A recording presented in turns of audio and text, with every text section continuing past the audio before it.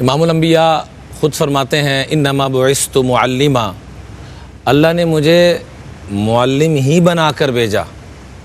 اور قربان جائیے مولا علی کیا فرماتے ہیں، رضینا قسمت الجبار فینا لنا علم وللجہال مالو، ہم رب کی تقسیم پہ بڑے راضی ہیں، رب نے اتنا فضل فرمایا کہ ہمیں علم کی دولت سے نوازا، اور جن کو علم سے سروکار نہیں تھا ان کو جہالت کے ساتھ ساتھ مال بھی عطا کر دیا، ان کو مال کے ساتھ ہمیں علم کے ساتھ نوازا۔ اس لیے قرآن پاک میں 3 ایسے مقامات ہیں جہاں امام الانبیاء کی رسالت کو بیان کرنے کے ساتھ ساتھ اللہ تعالیٰ نے تعلیم کا، آقا کریم علیہ السلام کے معلم ہونے والی صفت کو بڑا اجاگر کیا۔ کما ارسلنا فیکم رسولا منکم یتلو علیکم آیاتنا ویزکیکم ویعلمکم الکتاب والحکمہ۔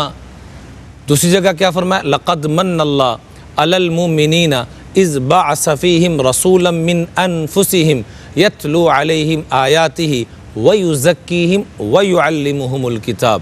تیسرے مقام پہ اللہ فرماتے ہیں لقد من اللہ علی المؤمنین اذ بعث فیہم رسولا، اور ایک موقع پہ فرمایا ویعلمہم الکتاب والحکمہ ویزکیہم۔ تو 3 مقامات پر رب اپنے محبوب کی رسالت کو جہاں بیان کر رہے ہیں، اس کے ساتھ ساتھ آقا کریم صلی اللہ علیہ وآلہ وصحبہ وسلم معلم ہیں، اس نسبت کو اجاگر کیا جا رہا ہے۔ اور آپ بڑے فخر سے یہ بات فرما رہے ہیں انما بعثت معلما، رب نے مجھے تعلیم دینے والا معلم بنا کر بھیجا ہے، اور مجھے آپ کو اپنائیت دیتے ہوئے، محبت دیتے ہوئے، شفقت دیتے ہوئے کیا فرمایا، انما انا لکم بمنزلۃ الوالد انا اعلمکم۔ ابن ماجہ کی روایت ہے کہ میں تمہارے والد کی مانند ہوں کیونکہ میں تمہیں تعلیم دیتا ہوں۔ اس لیے مولا علی فرمایا کرتے تھے انا عبد من علمنی حرفا، جو مجھے ایک حرف سکھا دے میں اس کا عبد بن گیا، اس کا غلام بن گیا۔ سورۃ الرحمن بچپن سے ہم سنتے آ رہے ہیں، کاش اس کو تھوڑا سا سمجھ لیں، کاش اس کو تھوڑا سا سمجھ لیں۔ علامہ اقبال صاحب رحمۃ اللہ علیہ فرماتے ہیں کہ جس قرآن کو ہم نے آخرت کی منازل کو آسان کرنے کے لیے پڑھنے کا رواج ڈال دیا، جس قرآن سے آخرت آسان ہو سکتی ہے، کیا اس قرآن سے، اس سورہ یاسین سے، اس سورۃ الرحمن سے، اس قرآن سے دنیا آسان نہیں ہو سکتی؟ رب کعبہ کی قسم اسی سے ہی آسان ہونی ہے۔ الا بذکر اللہ تطمئن القلوب، رب کا سکون رب کی یاد میں ہے، اور رب کو یاد کرنے کا اس سے بڑا اور کوئی طریقہ نہیں کہ رب کو رب کے کلام کے ساتھ یاد کیا جائے، رب کو رب کے کلام کے ساتھ پکارا جائے، رب کو رب کے کلام کے ساتھ مناجات کی جائیں۔ امام احمد بن حنبل رحمۃ اللہ علیہ کئی مرتبہ، 100 مرتبہ سے بھی زیادہ رب کا خواب میں دیدار ہوتا ہے، اور پوچھتے ہیں آپ کے قرب کا سب سے بڑا سبب اور ذریعہ کیا ہو سکتا ہے؟ فرمایا احمد میرا کلام، احمد میرا کلام۔ تو سورۃ الرحمن بچپن سے ہم سنتے آ رہے ہیں، آئیے تھوڑا سا اس پہ غور کرتے ہیں۔ بالکل ابتدائی آیات، الرحمن علم القرآن خلق الانسان، رحمان کی ذات وہ ہے جس نے قرآن کی تعلیم دی، پھر کہا خلق الانسان، انسان کی تخلیق فرمائی، رحم کی صفت پہلے لے کر آئے۔ مجھے آپ کو ایک اصول دے دیا کہ جو قرآن کی تعلیم سیکھنا یا سکھانا چاہتا ہے، دونوں میں رحمت کا، محبت کا، ادب کا، شفقت کا پہلو ہوگا تو قرآن کی تعلیم سیکھ بھی سکے گا، سکھا بھی سکے گا۔ نقطے کی بات جو میں عرض کرنا چاہ رہا ہوں، تعلیم قرآن کا تذکرہ رب نے پہلے ارشاد فرمایا، خلق الانسان، انسان کی تخلیق کا تذکرہ بعد میں ارشاد فرمایا۔ اس بات کی طرف رہنمائی فرما دی کہ اگر تمہارے پاس تعلیم قرآن ہے نا تو رب کے کاغذوں میں تم تخلیق انسان میں بھی شامل ہو، اگر تعلیم قرآن نہیں ہے تو تم دکھنے میں انسان ہو، رب کے کاغذوں میں انسان نہیں ہو۔ کاش کہ اس نقطے کو ہم سمجھ جائیں۔ وہ معزز سے زمانے میں مسلمان ہو کر، ہم خوار ہوئے تاریخ قرآن ہو کر۔ جب سے اس تعلیم والی نسبت کو ہم نے چھوڑا ہے، اس وقت سے میرے عزیزو ہماری تباہی، بربادی اور نقصان اور کام دن بدن خراب ہوتے جا رہے ہیں۔ اس لیے قربان جائیں امام بخاری رحمۃ اللہ علیہ کی حکمت، فراست اور ان کی ذہانت پہ اور ان کی دانش مندی پہ رب نے کیا نوازا۔ رب ان کی قبر پہ کروڑوں رحمت نازل فرمائے۔ اللہ نے یہ سعادت بھی عطا فرمائی کہ ان کی قبر اطہر پر جا کر ہمیں اپنے استادوں سے بخاری پڑھنے کا موقع ملا۔ امام بخاری رحمۃ اللہ علیہ کے مزار اقدس پر جا کر پہلی حدیث بھی، آخری حدیث بھی اور بیچ میں بھی کئی احادیث، وہاں جا کر ان کے روضہ پاک کے پاس بیٹھ کر الحمدللہ یہ سعادت نصیب ہوئی۔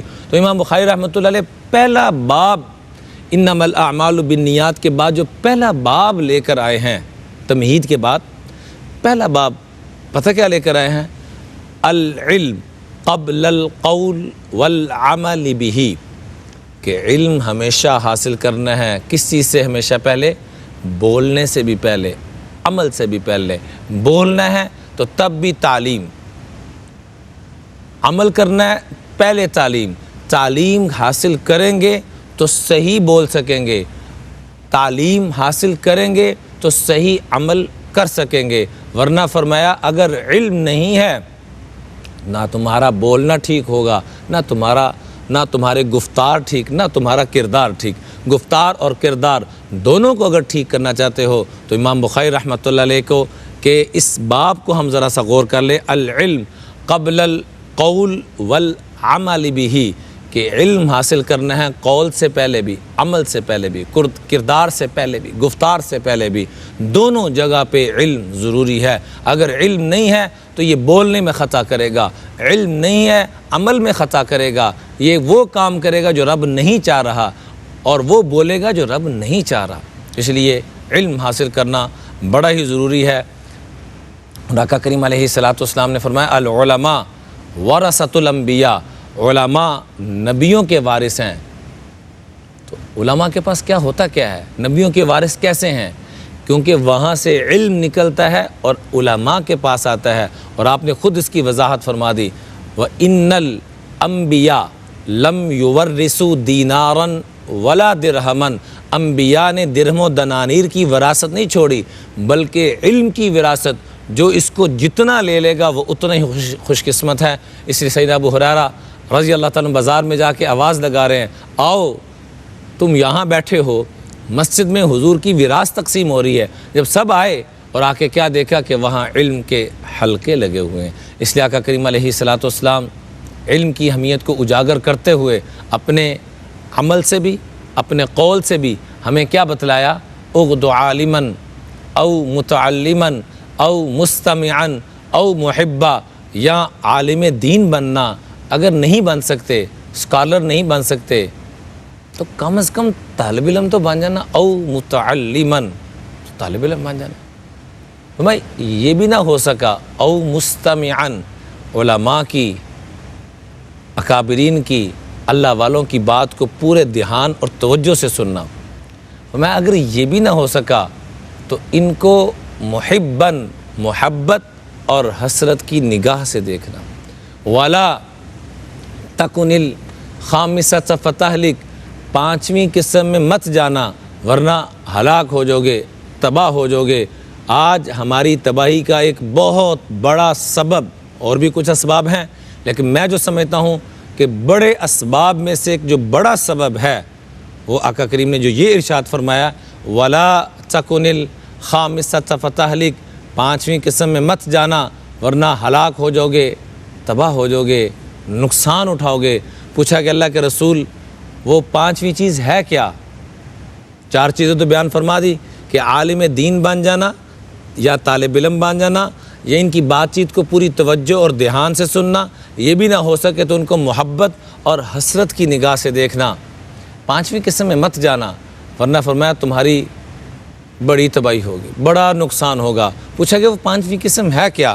آپ نے فرمایا والخامسۃ ان تبغض العلم واہلا، جب تمہارے دلوں میں علماء کا اور علم دین کا بغض آ جائے گا، نفرت آ جائے گی، تو سمجھ لینا کہ اب تمہیں تباہی ناکامی سے کوئی شے نہ روک سکے گی۔ آج ذرا ہم اپنے عمل کا تھوڑا سا مواخذہ، مراقبہ، محاسبہ کریں۔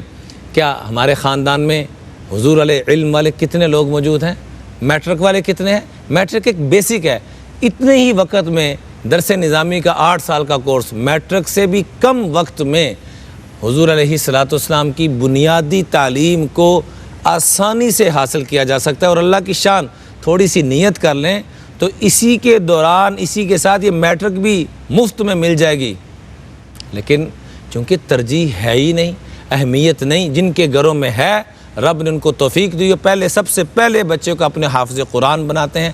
قرآن کا علم، پھر حضور علیہ السلام کی حدیث طیبہ کا علم، قرآن کا ترجمہ، تفسیر، اور ساتھ ساتھ ان کا میٹرک بھی چل رہا ہے، ماسٹر بھی چل رہا ہے، پی ایچ ڈی بھی کر رہے ہیں، ڈاکٹر بھی بن رہے ہیں۔ اللہ ہمیں بھی توفیق عطا فرمائے کہ ہم سب سے پہلے حضور علیہ السلام والے علم کو ترجیح دیں۔